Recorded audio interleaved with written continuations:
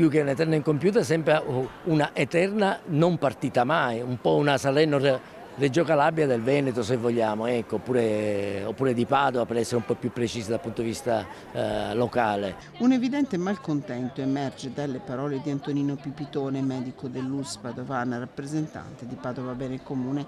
La preoccupazione del diabetologo parte dalle dichiarazioni di Gino Geroso, assessore alla sanità della Regione Veneto, secondo cui va rivisto il progetto del nuovo hub ospedaliero di Padova, e da quelle del presidente Alberto Stefani, che mette in discussione il finanziamento della nuova struttura.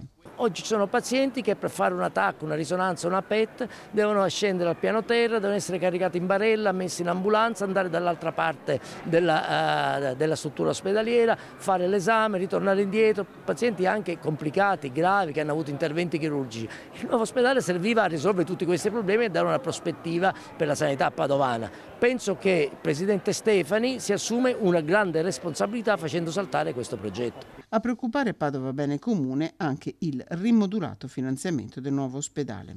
Mi pare che, come dice il sindaco Giordani, non ci si capisca nulla. Tra l'altro il comune di Padova ha dato 500.000 metri quadri di terreno gratuito alla regione per 99 anni per costruire là quell'ospedale.